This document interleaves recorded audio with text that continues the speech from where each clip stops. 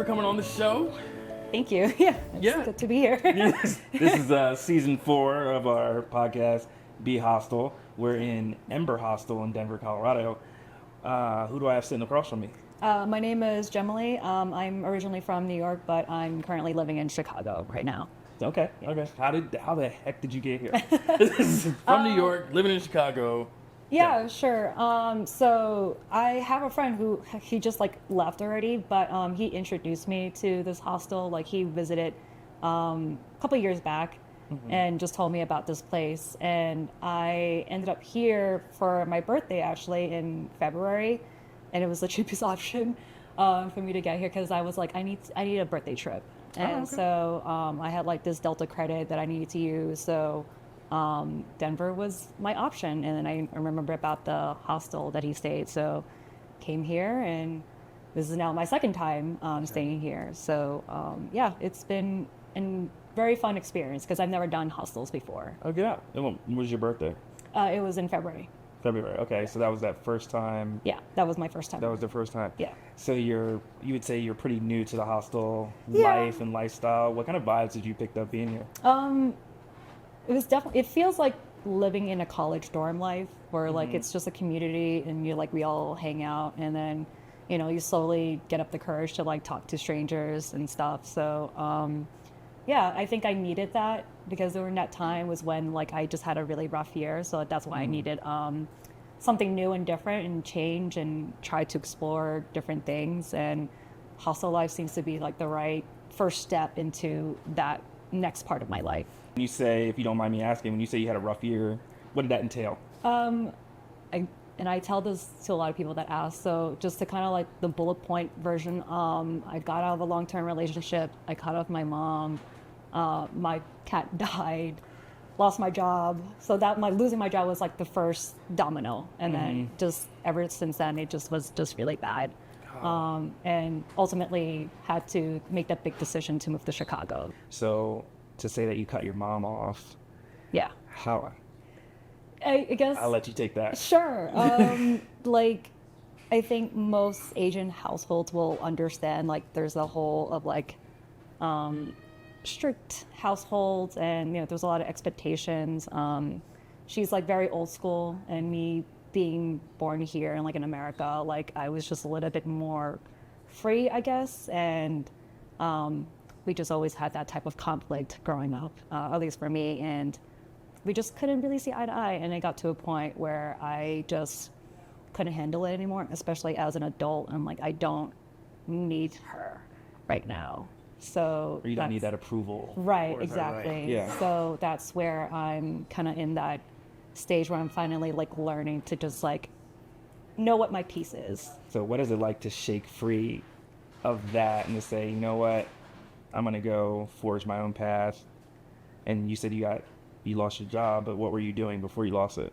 I was working in video games. I was a community manager, and it was like my dream job, actually. So I was doing customer service and community management, and it was really great. I got to finally learn how the insides and outs of how the game industry works.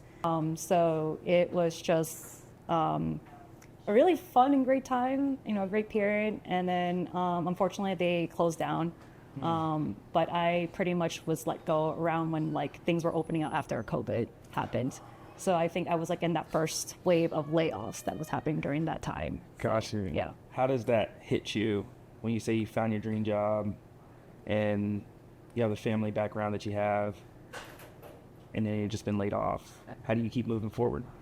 You just gotta, you just gotta do it. It was just, yeah, it was like my dream job, and it was devastating to like lose something that I want to keep for, like this is where my path is, this is where I want to stay.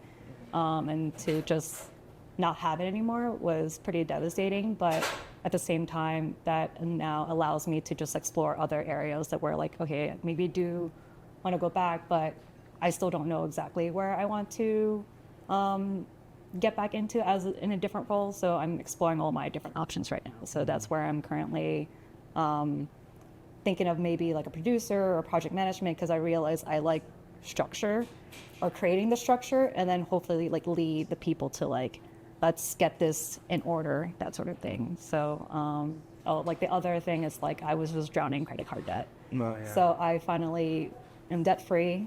So thank you.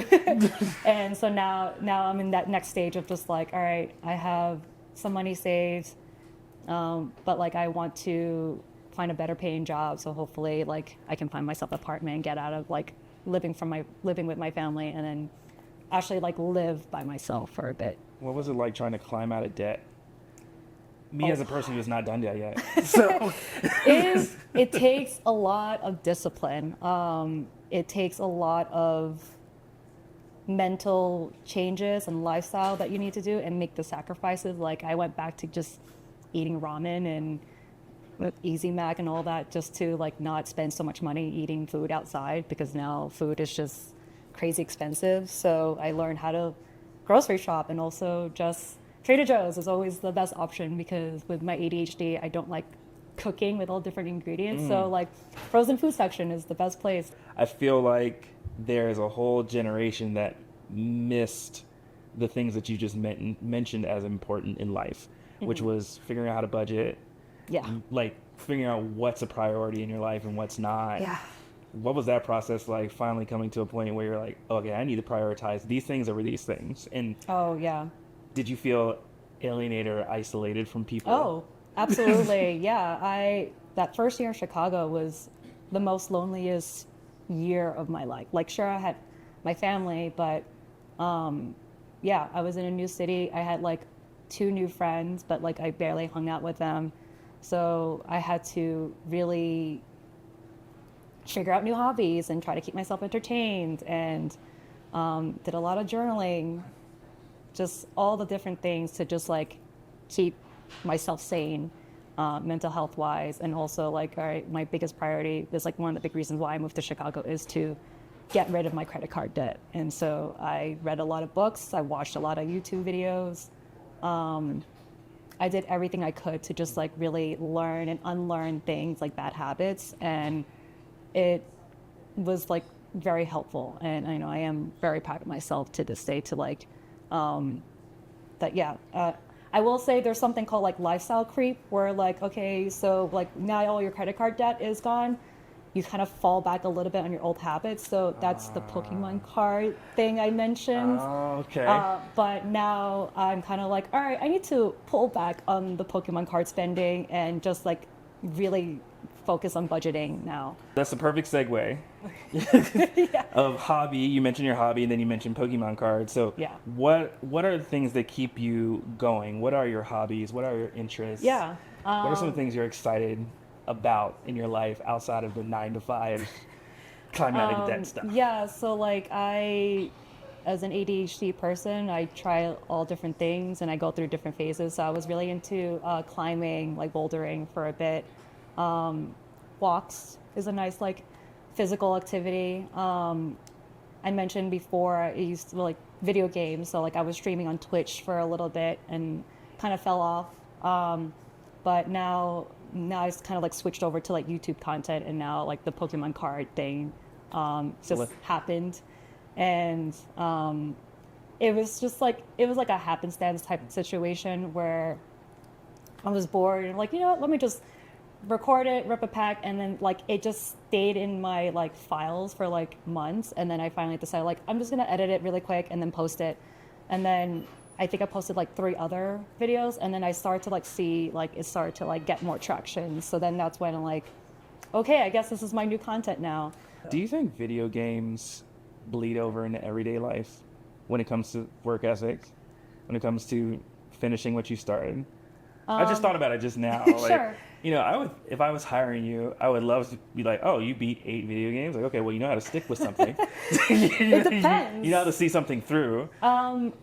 So a lot of, I think the taboo-ness of like video games is that they think it's just like it's a time waster. But like if you really pick the right video game, it has great storytelling. There's problem solving, and you have to figure out like, how do I unlock this door, that sort of thing. or how do I combine different weapons together to create a brand new weapon, that sort of thing. So there's just so many different mechanics behind the scenes in video games, and I feel like people don't really understand that like it's much broader.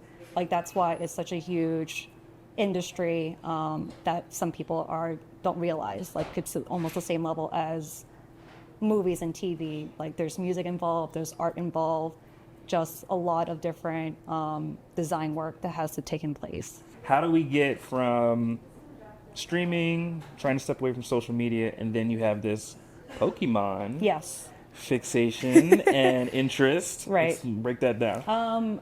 I've always loved Pokemon. I play the games, Pokemon Go app, all that. But I just like, my coworker introduced me to cards, and I just was like, yeah, sure, let me just try it a little bit. And then next thing you know, I just like was really interested. Like I think because of my interest of learning to budget or like learning how to invest, I've started to see like not only like the nostalgic factor of like finding new cards of your favorite Pokemon, but also understanding the value of each card. So that's where I'm starting to now blending the idea of finding the most valuable card, but then also just like knowing what is more personal to you versus like what you're searching for to like what I can sell, that sort of thing. Mm-hmm. So it's a gamble. It literally is a gamble. But I think I found that right like amount of joyness, but then also learning the value and looking up the prices of the cards, that sort of thing. So what personal joy do you take away from collecting and maybe interacting with this Pokemon community?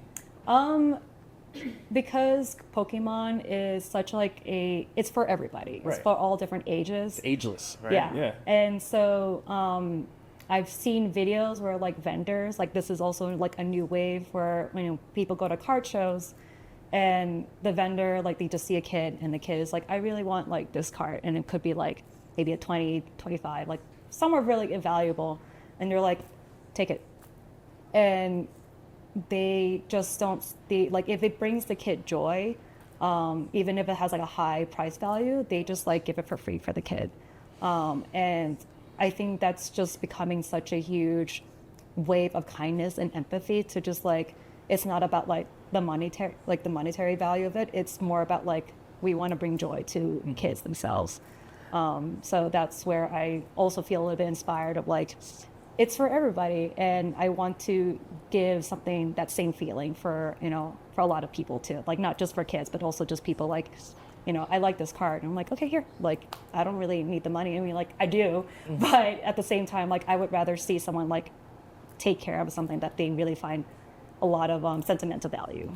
What do you say to anybody that's a detractor from, that's an outside person looking in saying you're too old to be doing this? I don't care. It's like, I know a lot of people always see me as like, I'm a kid adult, but it's something that also what I've learned in from like journaling and also like mental health is, you know, to bring more happiness to your life, tap into your childhood hobbies. I have a 19-year-old, and my hope is that she will always continue to tap into the child that I raised. Yes. Because it's that, I don't want you to become a soulless adult. Mm-hmm. You can have a 9 to 5. You can have any type of normality in your life, but as a child, nothing's ever normal. Right. Every day's an adventure. Mm-hmm.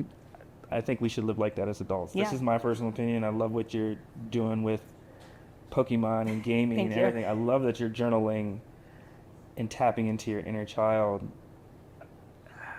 How do you not lose your inner child with you having to cut your mom off and you losing your job? And how much harder is it to continue to connect with that inner child, even with all the hobbies that you have? How do you stay consistent with it? I mean, yeah, it's just, you know, we're always, as adults, we're just trying to find our own happiness. And, you know, sometimes it's as simple as like Pokemon cards or just getting into Pokemon things. Some people just enjoy doing physical activity, and that's their escape, or like that brings them joy. So everybody has their own different ways to cope, I guess.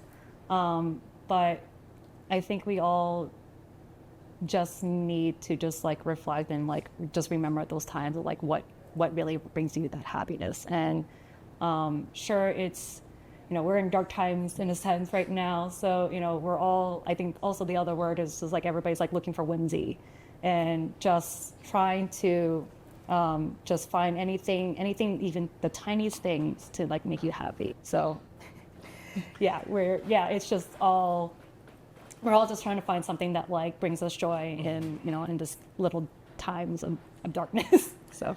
Well, I think I'd love to experience some whimsy right now. Sure. Okay. And I believe you brought a pack of Pokemon cards with you. So I'm tapping in our inner child. Yeah. What do we got? So this is the newest set currently out for Pokemon cards, the TCG. Is the Mega Evolutions. The most valuable card, I believe, is like the gold Gardevoir and the golden Lucario. So is that what we're hoping to get out of this Hopefully, we'll see. All I mean, right. like, I'm happy Fingers for crossed. like anything, of like one of my favorite Pokemons. But yeah, like it's a plus. This is a first on the show. This is our first Sure. unpackaging of Okay. Pokemon cards, and I've never owned one. Okay, so the way how I'm sweating. people so there's like this game card, Okay. and then in the back there is an energy card, and then so you Okay. just pull that in the front, and then this is how we go. So how do you flip through them? So we just pull out one by one. So we got energy, man time, milk tank. Is there anyone that you're excited about, like when you pull out one and you're like, oh, I'm a big like Joltik, Vulpix. I have a lot of different collections. Glaceon is one of my favorite evolutions. Okay. There's a different set of that, but yeah. So we're starting off with like the common cards. why do they call them common cards? Like their value is not that high, Gotcha. so that's why they're just that. So it's like world building cards. Yeah, I see pretty that's much, just like yeah. a tree, forest. Of, yes. What is that? First, Vitality, Vitality. Canyon, Shift Tree. So, and now we're getting into, so like the last three cards is where it gets intense, I guess, per se. Like, no, it's mostly like hollows, reverse hollows. Sometimes the last card is like the card, it has the most value. So what is hollows versus reverse hollows? It just different types of cards. Okay. And also depending like the card or the style, depends on the value as well. Okay. So. I'm learning. Okay, yeah. So we got the hollow executor. We have the graveyard, also hollow. Mm-hmm. And then this should be the last one. Oh, okay. So I can tell by the border there's just something there. So Okay. it's an EX, I believe. That's What's going an to be. EX? So this is a Mega Latias EX. Okay. So it's just a different Are form. we of excited card. about that? It's like it's good, but Okay. like not too excited. I'm getting excited again. But yeah, do you like it? Because this can be your card. Can I have it? Yeah, you can have it. This is my first Pokemon Yeah, card. sure. I don't want it to be my last. It's a good card. It's a cute one. It even sparkles. Yeah. So yeah, even the texture on the card depends. Oh yeah. It's like really nice too. So. I don't want to bend this. I want to frame this. I want to put this on all future episodes. This is dope. Yeah. I think this is one of those things that this is a core memory. You've Yeah. created. Thank you. You've created a core memory You're for me. welcome, yeah. And my first Pokemon card. Come on, that's dope. Thank you so much. Enjoy it, and like yeah, I hope it puts you down a rabbit hole of Pokemon card collecting. Oh yeah, I only pay college tuition right now. It's fine. I have total disposable income Sure. for this. I'm gonna leave that right there. Okay. I have a closing question for you. Sure.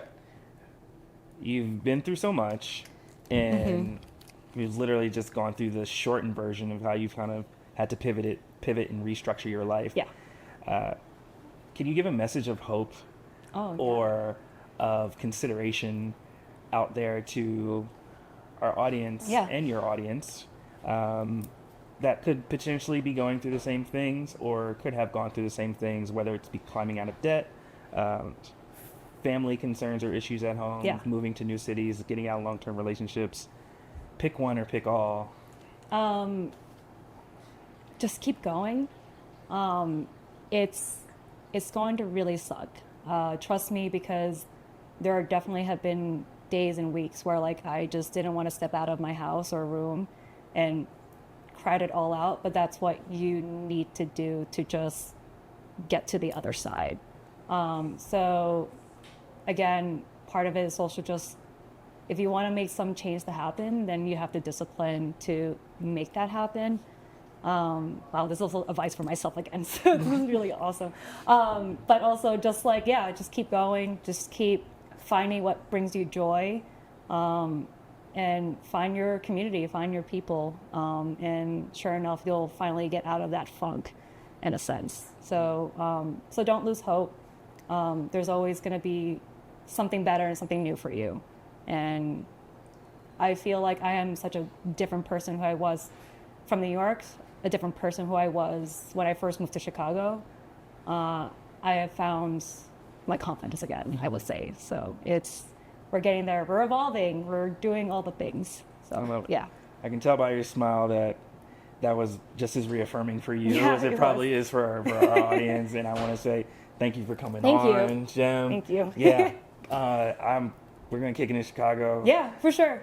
If you're around, are you leaving today? Or are you I still am around? leaving today. Oh, I would Sorry. say we might have to do like a remote movie review because that's my jam. Oh, okay, sure. Yeah, K-pop Demon Hunter on top of the list. Yeah, yeah. And then everything else down from there. Mm-hmm. But no, thank you for coming on. Yeah, thank All right. you.